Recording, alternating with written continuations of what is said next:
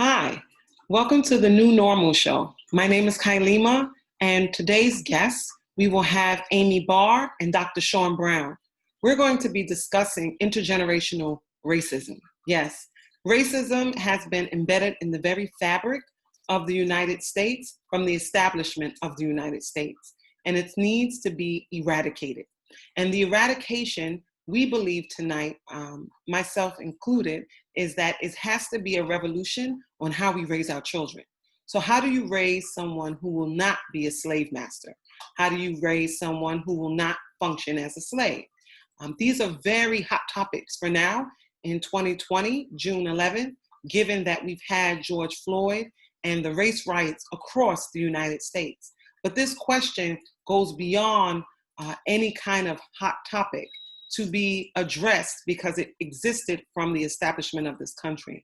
And so I want you to listen very thoughtfully and really take in my guests' opinions and expertise as they try to help us formulate solutions to this problem. Raising children is a phenomenal thing. It's a blessing. And to be able to raise a child that's not only productive, but for people of all cultures and all backgrounds and all race and all religions and all creeds and all ways of looking is something that we should be striving for as parents and as people in the community. We haven't made that our personal priority. So tonight's guests are going to come on and tell us. So we have Amy Barr. I've known Amy for a number of years. I want to say since 2013 when I principaled in Bushwick High School, and Amy was our clinical social worker, and so she dealt with trauma. And tonight she's going to approach the race conversation for raising a healthy child from a clinical perspective and from research that tells us specific things of how to deal with trauma. Race is a traumatizing issue, racism, and both for the person giving the racist behaviors and the person receiving. And if we don't identify those traumas, we can't then raise not new children, but our children to be better and anew in the world. And then I'm going to have come on Dr. Sean Brown. He's a principal in Bushwick and Bushwick in Brooklyn. I'm from Brooklyn, New York. And we principal together and are still colleagues. And I have great admiration and respect for Dr. Brown. So our first guest, Amy, she's going to come in. I'm going to text her now. She's a little early. This is our first YouTube together, so bear with us. But let's get Amy. Come on, Amy. And so this posting, I hope will help not only answer questions, but provide a conversation for you in your home and with your colleagues and with other parents. As a parent, it's very difficult to raise children who are morally sound. And by morals, I mean, how do I raise Black boys to respect and love first themselves and every other form of life they encounter? That's very difficult. That's very difficult. Hi, Amy. How are you? Oh, hello. Yes. It is so good to see you again. Yes, very good. And I got the gallery right. So I got a side by side. So oh my gosh. A lot of work. So this is Miss Amy Barr. She's a licensed clinical social worker. I got it right? I get your... You got it right. You got it right. Cool, cool. And she's a phenom in her field. I met her, like I said, in Bushwick, on Bushwick campus, when I principaled at AUP on the campus. And we dealt with a lot of trauma. And she's even personally helped me with different instances in my life where trauma existed. So I just want to give her a huge high note of praise before we start tonight's segment. So welcome, Amy. And I told our audience already, we're about to talk about intergenerational racism and how do we raise children who are not racist and how do we raise children to not receive the racism. Thank you. Well, I want to say just to start out, Kylima, I have so much love and respect for you. And you really, thank you for the invite and being here. And I would say, like, if I were to say, what are your superpowers, just to like give a shout out to you, you not only are brilliant, but you have this tremendous heart. Oh. And when we're looking at like what is needed, like during this time, what we always need is more love, more love.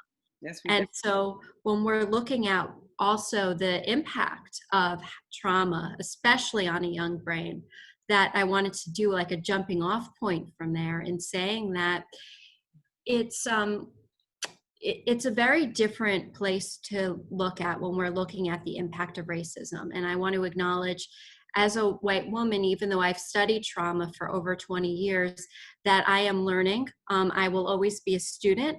And I've actually sent some resources and names of experts that I have learned from. So I always like to amplify those who I am, learning from in regards to this, especially because there's so much learning that is lifelong with this. Yeah. And when we're looking at the impact of racism, what we have to also look at is that this is not a normal trauma in the sense that someone's life is in danger when they go through the experience of racism. We know that. And we know that babies actually are 80% water, which means that their empathy ability is so much larger than that of adults. So what we're looking at, not only do we see that trauma is passed down in our DNA, the same way we inherit eye color and skin tone, we also can experience traumatic experiences, and that could be passed down up to 7 generations. Wow. And so it's something that's important to know. And likewise,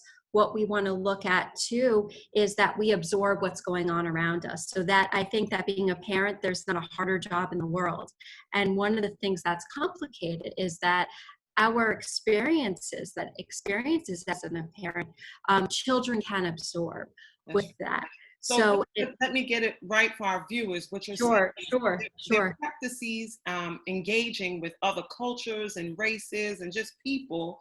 A child can pick up and sense on how they relate as early as 2 years old, and then it leaves an imprint or plants a seed in them that can last for generations to come. Yes, and I would even say even younger than that. I would say that it's important to start talking to your child about racism at 2 when they could comprehend this, that it is important, because the thing I like to look at with trauma, there's 2 layers of it. One is the traumatic event that happens. Now, the second one, which is actually known to be a larger impact, is what happens next. And quite often, in order to protect, we don't always talk about the trauma. We don't always say the truth. The amygdala, which is the part of our brain that alerts us when something dangerous is going to happen. And I say this to a lot of teens that I work with, that, at times what gets confusing is the same part of the brain that triggers fear also triggers excitement. And so it's a confusing part of the brain because it stores excitement and fear. So sometimes when we think we're excited about a person or excited about a situation, we can be fearful. But the thing that actually allows us to calm down is hearing the truth. So is important is that, and this is something that, again, when we look at white supremacy and culture, that there's been a lot of lies. Yes. And we have to come out, we need to say the truth. Yes. We have to rewrite history. We have to be truthful that this is racism. We have to call it out for what it is. And by denying it, it actually furthers the trauma. So we remember what we repeat. And so I can't remember what I had for lunch, but I sure remember when I had a stomach virus, what I had for lunch, Yes. So we remember what's always most dramatic in our brain. So in childhood, if we had a traumatic experience and we don't talk about it, what happens is it gets repeated in our mind over and over and over again. You relive it. So it's always what I like to look at. And I couldn't do this work if I didn't see people. I work with survivors of trafficking and really, some of the worst trauma that's unimaginable. But I couldn't do this work if I didn't see people get better. And people get better when they say the truth, when they talk about their experiences. But we have to be truthful. We have to call it for what it is. And we have to also acknowledge that this is a challenge. This is an atrocity that was created, by white culture. And we have to name it for what it is.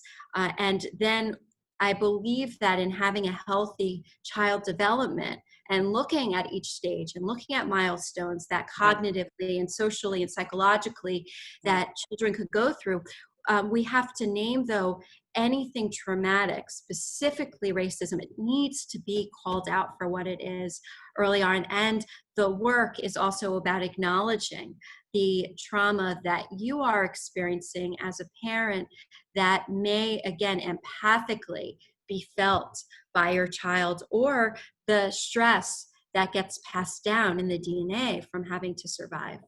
But you see, telling the truth has to be something that you also teach children Yeah. about things. And so you yourself have to be a modeler of this truth-telling characteristic that you want to impart to children. Because when we know in our line of work, when there's something that we say as a parent and something that we do that's different, the child doesn't have a clear line of sight as to how to be better or be themselves. So we need to model what truth is. Yes, yes, 100% yes. And Dr. Joy DeGraw, she is someone who I learn a lot from, and she really does a phenomenal job at going into also how racism and the experiences of being, slaves, of being oppressed, of going through all of this trauma, how that affects you intergenerationally. So I've been learning a lot from her. She's phenomenal. And she's someone who I think every educator, every parent needs to see, because that's the other thing with a corrective experience, that the term corrective experience comes from having a trigger or having a situation that is traumatic, but being able to meet it, address it, say the truth about it, and then have different experiences with trust with other people. But it comes through telling the truth. Now, what's her name again? I haven't heard of her. Oh, she's so great. Dr. Joy, and I'll actually spell her name DEGRUY. And I, right before I jumped on the call, I do think sometimes a little bit too last minute, I sent a link to some of her work because she is really phenomenal. And I say this about therapy, and she really exemplifies it. I can't do therapy without also understanding history. Yes. And we have to talk about history. We have to talk about culture. We have to talk about ethnicity, because again, I like to say we're not always upset about the things we think we're upset about. A lot of times what we're doing is we empathically take on what has not been complete in our lineage. And when we have a trigger, we will re-experience things that may not make sense to us, but we're working something out. The psyche is never wrong, but we have to understand it. Like, before we can really look at what like the medicine is, we have to also look at what is it that we're treating here. And one thing I see happen a lot is that we're not looking at enough factors when we're treating someone. We're not looking at the role that that our own history and intergenerational trauma and racism has on our psyche. Yes, yes. And my father was a sociologist, and he used to say the repercussions of slavery, that was like his catchphrase. And I used to say, what the hell is he talking? I didn't understand. But what he meant is the practices that we hand down from one generation to another generation, not only the ones that we physically speak or act out, but the things that are unspoken, we pass down to our children. And if we don't address why we do what we do, there's no hope for the change. But there's hope for change because it was learned behavior. Anything you've learned, I learned that from you, you can unlearn. So there's hope for us yet. Oh yes, there is. And I think that that's so important to hold on to, right? But it comes from, and I'll say this too, from working with a lot of white clients, I'm like, you could be a nice person, like kind person, and be racist, but it has to start by really looking at, like, what are we doing action oriented in order to heal this? What are we doing? How are we standing out? And like being able to look at ourselves, but also take concrete action steps around this that will make a lasting difference. And 70% of communication is nonverbal. So it's something that gets further confusing sometimes, because there will be people who will show up and will have feelings. Like, I like to say that we could always trust our body. Right. And Right. so I like to look at, how do you physically feel in front of another human being? Hmm. You could trust their intention for you by how you're feeling physically in front of them. And if 70% of communication is nonverbal, we have to trust that if we're standing in front of someone who has some stuff that they need to work out, That's that there's some truth to that. right. And that's where, as white people, we have to shut up at times, myself included, and listen. Yeah. And really listen, and do our own work, and really understand this, and read historical information not written from our history books, but being able to understand history, understand all of the ways that we have caused a lot of damage, and in being able to do that, we also are a part in repairing this, and that is our responsibility to be doing so. So one of the things I was going to ask you is, like, I know we are at 8:15, so we're nearing Okay. towards the end, which is cool. But what are some solutions, not just for white people, but for Black people, what people we can take? So I hear you say reading your history. I always tell the story when I was in elementary school. Shout out to Dr. Lester Young, who's on the Board of Regents now. He had a teacher named Mr. Washington. And Mr. Washington, from kindergarten to third grade, would come in for social studies and teach us Black history. It was the last time I learned Black history in that concrete way. Other than that, it was my own learning or someone else. But I hear you saying specifically, we need to learn history not written by the historians of white ancestry. We have to read history as it told by the people who are also experiencing this racist construct in America. Absolutely. And I would say too, like, what can we do besides, like, again, learning history, learning the facts? Like, you termed this coin, I'll quote you on, about having courageous conversations. Yeah. So those courageous conversations can only happen at home, but they have to happen, like, within our community. We have to be willing to sit with each other and talk. We have to be willing to sit with each other and really be able to hear one another out. And so as a parent, it's about making sure that your child is exposed to diversity, Right. and being able to not just have this as like a good manners thing, right, on either way, but really, like, let's, like, expose people to diversity. Let's learn. Like, learning isn't just learning about our history, which is so important, but it's being able in the here and now to have experiences. And I really believe this, that the brain responds so well to love. I think that, there's nothing stronger than love, that love heals. Like, and it's not just a catchy, hokey phrase. Right. Like, Yeah. in therapy, the number one predictor of if therapy is going to be effective is, does somebody feel that their therapist has genuine love and support for them? And that's what we see, is that love heals. So it's like being able to have your child surrounded with love, even in this very imperfect and broken world in so many ways. Love heals, making sure your child has love around them, and being able to expose them to a larger world in whatever ways feel safe. That I believe this too, that even if someone had a traumatic experience at a young age, which I would say is a large majority of people who I've worked with, that you could always repeat those stages at a later stage of life. And by allowing them to relearn trust, allowing them to relearn autonomy, or allowing them to have a really supportive relationship with a group, that can happen at a later stage of life. It takes time and it's harder, but it's absolutely possible. So there's always hope that, as, like, again, whatever is learned can be unlearned. Yes. So shout out to Glenn Singleton for Courageous Conversations. He's someone else I've studied with and studied and used. He allows for you to have the conversation in a way that's non-confrontational with various races, even something you can use at home with his platform of conversation. So that's another author that you can read, or a book that you can pick up to further learn. But love, I mean, it's the foundation of all life. I know as a Christian, it's what we taught, like God so loved the world, but the enactment of it by loving, it's being patient and kind. We're not talking about that warm, mushy feeling, which it's great to have, but the patience and the kindness and the forgiveness that it takes from one person to another to grow them up. respecting themselves first and respecting others. You can't give what you don't have. That's true. So you need to have love. Well, in our final minutes, because we're nearing the end, we have like about 5 more minutes. Do you want to leave our viewers with any of your last wisdom or insights to help them be a better person as we face intergenerational racism? Well, this is what I will say, and I'll always go back to this.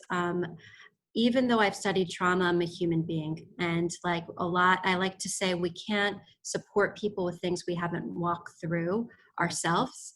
And so what I like to say is that we want to be quick in learning, and we want to be open to hearing what's being said. That listen and silent are made with the same letters, which I don't think is coincidental, Okay. And so like we listen much better when there's silence that is going on in our mind. And especially I think right now, while it's a very exciting time and like I love the concrete accomplishments that we're having, and it's like, let's keep going. I heard it takes 30% of people to stick with a movement in order for it to go. So I feel like very confident we're going in that direction, And what I'll also say is that it's really okay and it's common to be very triggered during this time because we are really exposing the truth. And sometimes when the truth gets exposed, it can bring up a lot of wounds. So what I would say is that we can hold contradictions. The contradiction of this is exciting, it's overdue, and the contradiction of being pissed off that it's taken this long, and the contradiction of having wounds that you may have thought you worked through get reignited. So I would say that there's a lot of healing that can happen sometimes in silence too, that we want to hold that contradiction. We have to talk about our truth. And sometimes we may need to get some silence and space from the world in order to integrate and go deep with this. So I guess I would like to leave on that thought. There's a lot of incredible people to learn from that. I am learning from them. I am a student in this. Even though I study trauma, I will be a student in this my whole life. But what I will say is that it's okay to recognize that there could be excitement and fear. There can be a yearningness to talk and share and also want to shut out. So create room to hold those contradictions, because I think that that is a really good lesson in living in general, but especially for this time. And it's great for children to see as well. Also, how do our viewers get to talk to you if they want to reach out to you anymore? Do you have any? Oh, sure. So what I would say is that if anyone wants to get in contact with me, I am happy to share my website, that you could reach me that way. I have on Facebook, I am Amy, AIMEEBARRLCSW, that you could reach out that way. And I'm also, that I believe is my website also, that sometimes I'm not great at always getting back right away, but I always get, to it. But if anyone has any questions, please don't hesitate to reach out. I believe in this time, we are here to support each other. And I believe that any resources any of us have, they're not ours, it's for everyone to share. So I'm very committed. Well, thank you so much, Amy. Very excited to have you. Thank you for your words of wisdom and your expertise. I totally appreciate everything you've offered. Okay. Thank you, and I miss working with you. I miss working with you too. Although I need to sign up for clinical time because we all need someone to speak to at times. But in terms of working with children, it was one of the great periods of my life, and getting them healed on the road to recovery so that they don't have to sit and stew in the trauma that they have. And so it's amazing work to help children be better. And that's why this platform for tonight is about raising children. At the heart of it all is, how do we have better little people that's going to grow up and be better big people? Yeah. Thank you for your work. Well, right. And now doing the work on ourselves. Yes. The big people will help the little people. There's nothing in that. Yes. And thank you. Thank you. So I guess I will sign off, and it's a pleasure. So that's again, thank you. AIMEEBARR, BARR. You can search her up and Google her. She has a website and a practice, and she would love to talk to you if you needed more time. Well, there you have it. It's about love. at the end of the day, love heals all. I mean, it sounds like a corny phrase, but it's a true phrase. How do you raise a child not to be a racist and not to receive racism? You have to love on that kid. So you have to give him patience and space in order to be a child. And I believe in my own principles is also creating a diversified community for them. I know for myself personally, we moved from places where it was just Black people into an area where my children were running to different races in order to expose them more. We have conversations about different race, but it's nothing like the interaction to make the conversation a lot more balanced and fruitful. If a child that's Black never ran or met a white person or an Asian person or someone of a different background than them, and even religion or beliefs, then you're growing them up believing that only what's in the home is the only way. And so they tend to then grow up as bigger people, thinking they can use what they know as a way of dominating it over others. And as we know, the world is filled with so many beautiful people. How could you not expose your children to other people's culture and other people's way of doing things? You'd be surprised. So our next guest coming on, that's Dr. Sean Brown. I'm going to text him. He's a principal in Bushwick. He's been doing this work for over 20 years. And he's going to talk to us from the perspective of how do we raise children who are not racist and won't receive racism from the Black man's perspective. So the Black man at the heart of this has been the target of this country's, I guess, racist practices, as well as the Black woman. But the Black man, they've proven through their documents that if you disrupt a home and remove the man out of the home, you will disrupt the whole foundation of family. And it has been perpetually done to Black people since the creation of this country, separating families, making sure that the Black man was not respected, making sure that he was not seen as a person. And then that also perpetuated or played itself out in his home. And so a lot of the ills of Black society or our culture as people come from that conversation that happened many moons ago, that the Black man was not a man. But then you have people like Sean Brown, who definitely lets people know that that is not the definition of a Black man. Hey, Sean Brown. Hey, what's up? You hear me? I hear you now, yes.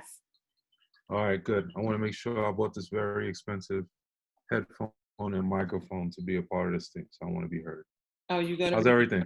Everything is well. We just had Amy come on, and Amy talked about how love was key in raising a child that's not a racist and not to receive racism.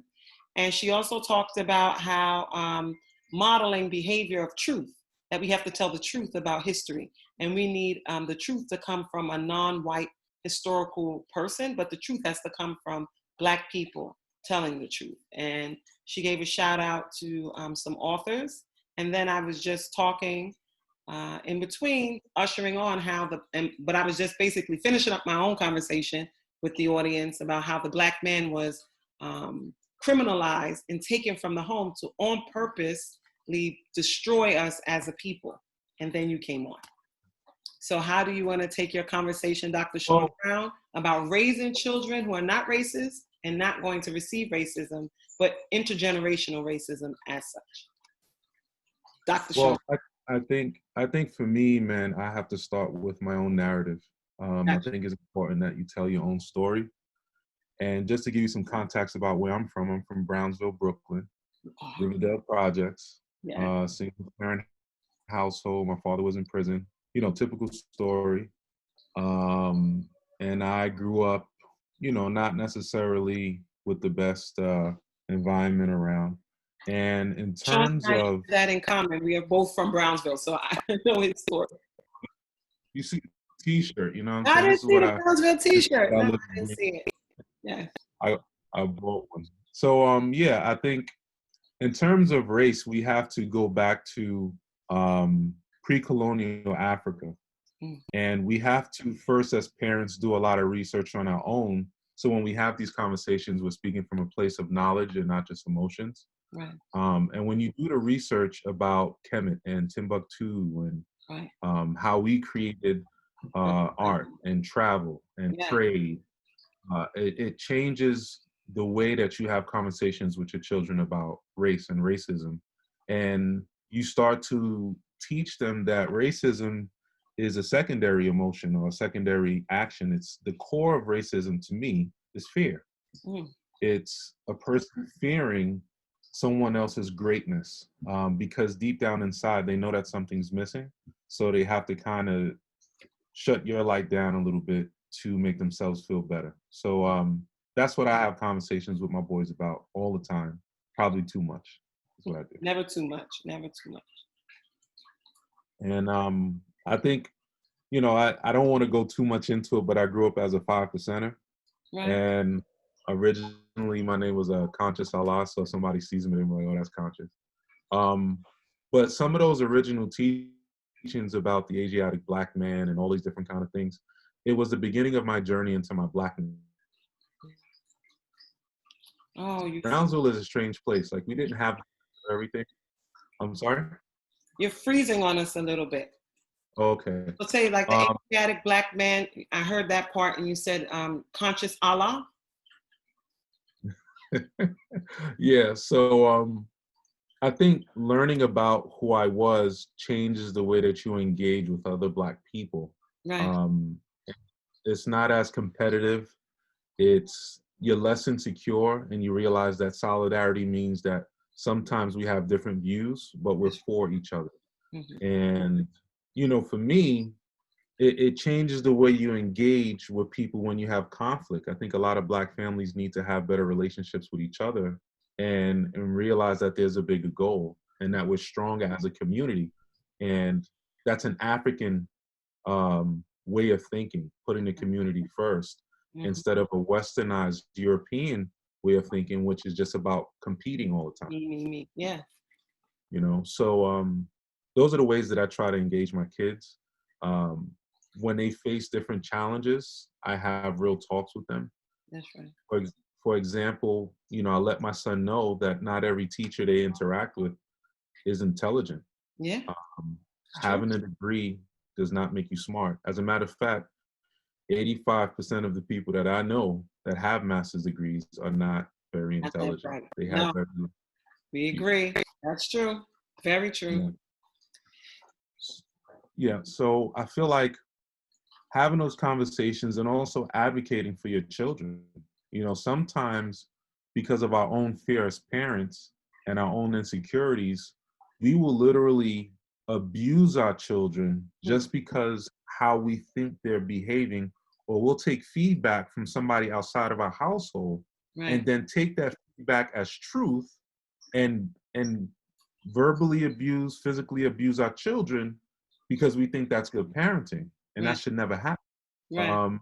There should always be a conversation. I need to know what was happening, and I need to take that person's perspective of my child with a grain of salt, but not as final truth, because they're looking at my child from a certain perspective that I don't know about. I don't know your narrative. I don't know where you come from. So when you look at my child and you judge my child, I have to take what you say with a grain of salt before I come to any conclusions. But you know, that's the repercussion of slavery. You were ratted out, or the master or the overseer said something, and then it was such. There was no investigation. And so we hand that practice down through the raising of that way. And to eradicate that, that means that you have to believe in your children, which is not something that we were taught as slaves. We were not handed down great parenting practices. That's part of the problem. Yeah. And I think a lot of us as parents, you know, we become self-righteous in our parenting. You know, we automatically start to preach down on our children like you wasn't cutting class. And like you weren't out with your boyfriend when you weren't supposed to be and doing all kinds of things you weren't supposed to do. And I get it. You know, it comes from fear. But you know, the Bible says perfect love drives out all fear. So we can't lead out of fear. Right. And we also have to understand that, and I was having this conversation with my son, they are struggling through some terrible times. Right. that we cannot relate to. Right. You know, if I got into a fight and I got beat up after school, it was in front of 30 people. If a fight happens now, 30 million. right, it's 30 million people. You are a meme. Woo. You are laughed at for the rest of your life. And so there's different consequences. Yes. You know, there's different consequences. You know, I caught myself giving my son 90s Brownsville advice. And what I mean by that, you're laughing because you know what I mean. He had a conflict with somebody, and I'm confessing, so don't judge me. Don't judge me. I'm gonna tell you, I just got on and I probably was bullying my kids 2 seconds before we went on live. So I'm working on my handed down practices. But go ahead, brother. So he had a conflict with another kid, and you know, I'm out in Long Island now, and I just got here. So, but I'm thinking it's the 90s and I'm back in Brownsville. So I'm like, yo, we going to their house. Knock on their door. I pulled up, knocking on their door. I rolled up to the front of the school and I said, you're standing in front of these school buses, and as soon as he comes off the bus, you better swing or I'm gonna hit you. Punch him in his head. Yeah. And you know, I can laugh at it now, but I'm like, oh my gosh, that is like, I'm treating him like it's do or die. I'm treating him like a slave problem. Right. And it was humbling because I was in that instant being worse than any oppressor. I was trying to socialize him into being the very thing that I don't want him to be. Correct. And you know, I feel like a lot of it comes from, especially for men, and I hope that the men are listening, a lot of us have issues in terms of the relationship we've had with our father. Yeah. And we have a toxic understanding of masculinity. Yeah. And so we overarch our authority on our children way too much because we don't know that part of being a man is being strong enough to walk away. That's true. You know, I'm sorry, I'm talking too much. But keep talking. I'm just doing the background hype man work. You know, like, yeah, true, definitely. But keep speaking, Sean. Yeah, I think that a lot of us, we develop these toxic ways of dealing with our women and dealing with our children and passing on things that we never wanted, that we thought were manly. You know, I grew up in a certain neighborhood. I boxed, I fought in the street. If somebody bumped into me in the middle of the street right now, I'm not going to fight them. That's right. I have nothing to prove. I'll hurt you. Right. And I don't need to tell you I'll hurt you. I know what I'll do. So I'll just smile and I'll nod and I'll let you go. But a lot of us who didn't have those serious talks with our dads, we pass on a lot of mistransferred aggression, I would say. And, you know, having a talk with my dad, my breakthrough moment was when I was, you know, trying to be in a gang and I was trying to be tough. My father had did about 13 years in prison. And I told him I changed my name and all this kind of stuff. And he said, and he's never talked to me like this. He's always been positive. But this is the first time he said, you are an absolute embarrassment to me. Embarrassment.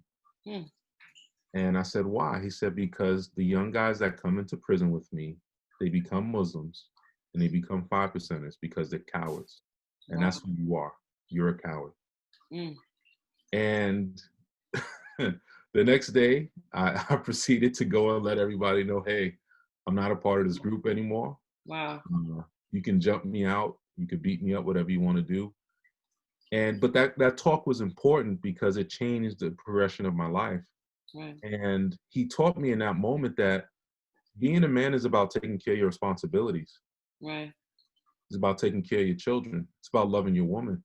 If you're not able to do those things, then, you know, you being able to fight is a cop-out. That's not cool. And sometimes men that are raising other men or women in their lives, we don't have the tools because we haven't done the work on ourselves. Right. So, something else that I really want to encourage everyone to do is get some counseling. Yeah. Heal those wounds. It's okay. Yes. Somebody put it this way: tough guys may not get counseling, but rich guys do. Hmm. And a lot of times we generalize what it means to be a man based on examples of men who honestly, not to be rude, but if you look at their socioeconomic status, Hmm. it's a reason why they're always, fighting and all these different kind of things. They Right. broke. Yeah. You're not going to catch a billionaire getting into a street fight because somebody stepped on his shoe. No. So, I feel like those counseling sessions help a lot, even in my marriage, just to be vulnerable. Okay. My harshness or the way that I speak or the way that I interact with my wife has changed a lot because I realized that I didn't know how to be sensitive. Right. I didn't know what it meant to speak in a certain tone. Right. Like she's not my homie in the street. She's a woman. There's a certain way that she's supposed to be spoken to. And we got a chance to speak to this counselor about egalitarian marriages, and I was just like, really? That's the way it's supposed to be? And he's like, yeah. And it changed my life. So I feel like before we even speak about the children, we got to speak about ourselves. We got to speak Relationships. about all these different things that affect the way that we deal with the parent with our kids. So, Dr. Brown, what I'm hearing you say that's highlighted on both is that there has to be a level of truth, truth to self. Where do we get these practices from? They may have been given to us, but we don't have to perpetuate them.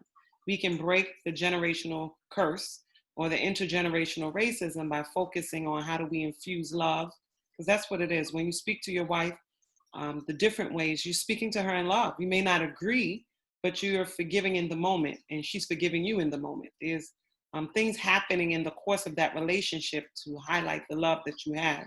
The same for your children. I mean, to be vulnerable, like even just coming on this call, it's slave speak a lot of times when I speak to my children, my own children, and I'm fearful of them not pursuing their education in the way that I believe is vital.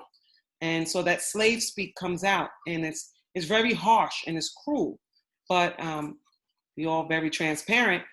Part of getting rid of it is the acknowledgement of it. So it's a point that I am currently working on. How do you not slave speak your children into getting them to do what's right?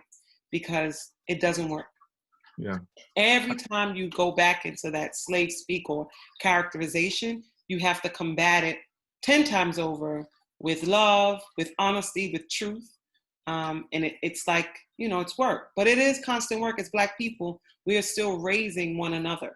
I've learned some lessons from you as well in terms of being a Black woman, and strength is listening. You don't always have to be, the first to raise your hand or to know. You can listen. And that's huge. That's huge. So we're teaching each other even as adults. Yeah, and I think what's humbling is that at our best, we are upper middle class, I would say. No, Or I'm middle. not saying that. I would never say that. But what I'm saying is, financially speaking, Yes, financially. we don't know what it means to be in an upper class setting, meaning that we're making millions of dollars. We Oh, have okay. Yes, I agree. businesses.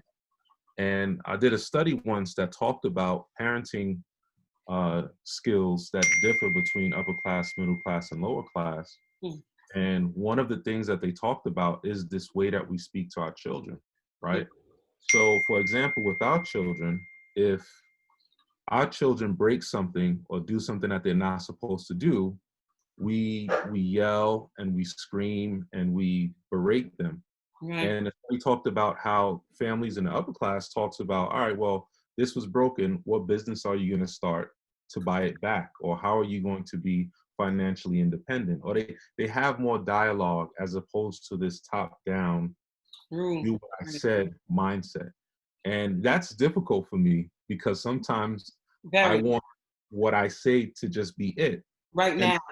Yeah. in terms of a practical for parents that are listening, we started this new thing in our household. And the new thing that we started is when our children asks us to purchase something or if they want something, if they're able to find evidence and to cite articles to back up what they're asking for, Gotcha. and they can pose an argument that makes sense, we have to give it to them, period. So my son, right. Yeah. So my son wants to go into law. So this is his new thing. He loves arguing. So, okay. We told him to go to bed at 11 o'clock when this pandemic hit. And he said, I don't think I should be going to bed at 11 o'clock. I should stay up later. I'm like, well, provide some evidence that supports the fact that you need to stay up later. He pulled out 10 to 15 articles. Wow. All suggest that it's important for students or kids to stay up a little bit later, let them engage on electronics because it helps them socially, because that's all that they have. Got you. I just learned something because, you know, I'm a 9 o'clock go to bed type of girl. But the thing is that we teach our kids to speak up for themselves, but Right. then when we try and do it with us, we shut them down. Yes. It's a very confusing message. Be strong, stand up, just not to me. And we, you know, Paulo Freire in his Pedagogy of the Oppressed talks about how sometimes those who are oppressed mimics or imitates the behaviors of the oppressor. That's true. And we do it because we feel like it works. So we, you know, because we didn't really study out parenting, we just feel like I'm just going to yell at you because that's what those that are above us do, and it works. I'm just going to abuse you. It works. But when you look at African tradition, the way that we taught our children was by participation in everything. Yeah. We started this whole engagement piece that's now turned around and westernized. But when you think about engagement from an African standpoint, they went hunting with us, they cooked with us, You're a part of they it. did everything.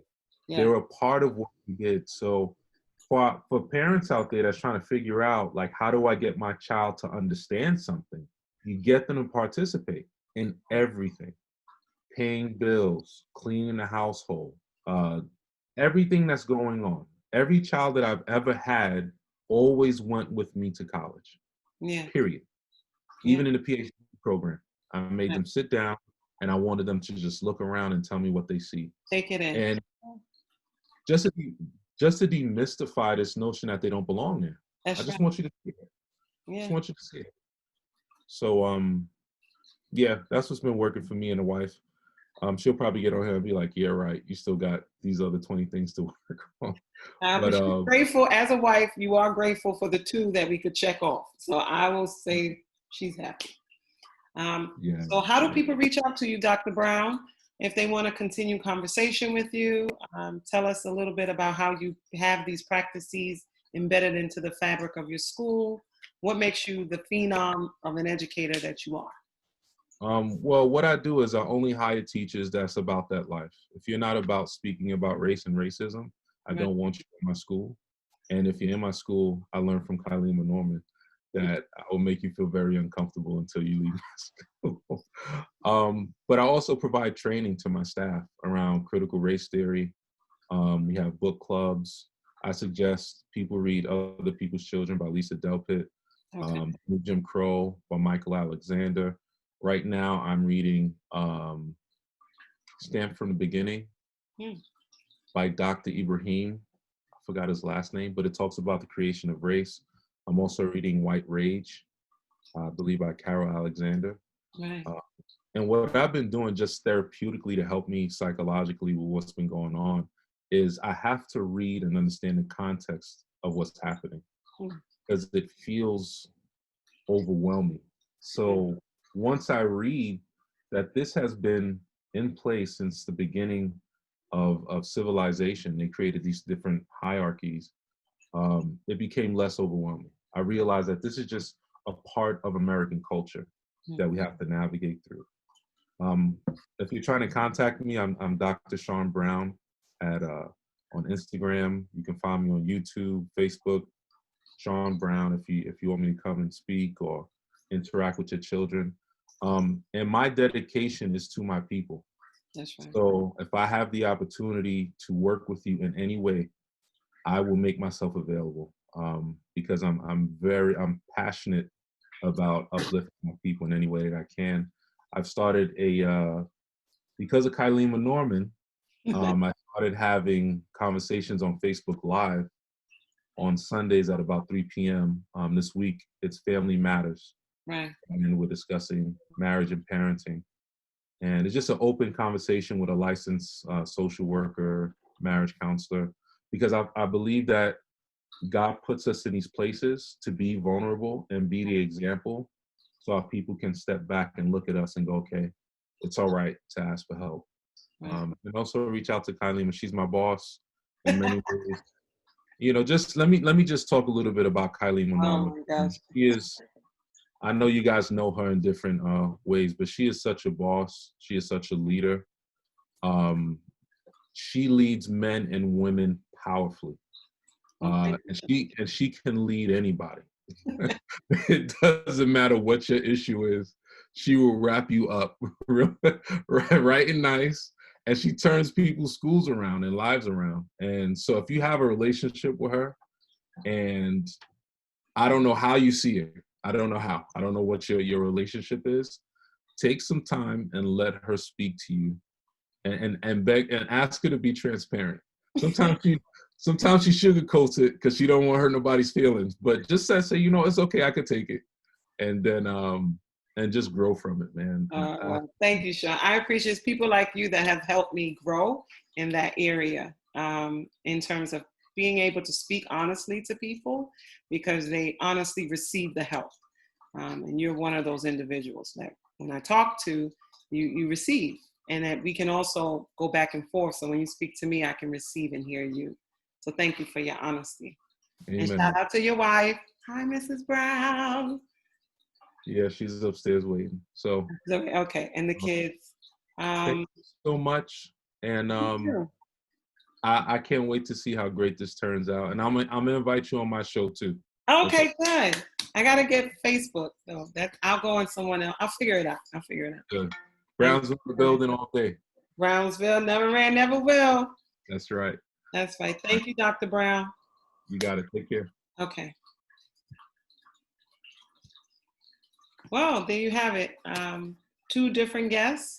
A white woman, Black man, speaking different words, same thing. Love, the ability to come into this world of raising children, being honest about what it is that you're trying to convey to them, from the root of it all, which is how do we raise children who are non-racist, is to first uncover and deal with the racism that already exists in who we are as parents. So my presence of whiteness shows up in my parenting. It shows up wherever I go. And if I'm not aware of that, and I'm not constantly analyzing self as it relates to the handed down traditions that I receive, I will never be able to eradicate the things that are called slave practices, like slave speak, like slave behaviors, those norms in my parenting. So I have to address them and then adjust them. And I do it lovingly. I'm not upset with myself about it. I'm not mad at anyone who raised me and spoke to me to be this person that I am, who gave me these practices, because I can put them down. I can unlearn them. I can adopt a way that's loving and more helpful to the raising of not only just my children, but all children. And so I like to thank our guests for those lessons of love. And I like to thank our guests for being transparent for where they are as a Black man, as a white woman in this work and field of education, but also of healing people. We need to heal people through our words and through our conversations. And it's nothing like a conversation to help you see how to be best. So I hope you enjoyed our time here. My name is Kylema Norman. I have a YouTube channel called The New Normal. That's NORM-ALL. Little spinoff of my last name. My husband, who's around somewhere, is the owner of the show. I'm just the host. I love to bring together people from all walks of life with all types of expertise to share their expertise with the world.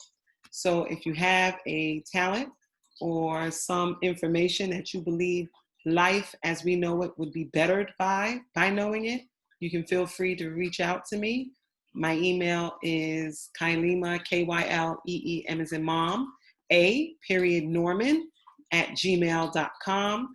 And if you have ideas for the show, if you would like to be on the show, please let me know. But I'm thankful to God in Jesus' name for this opportunity, and I'm signing out. Thank you.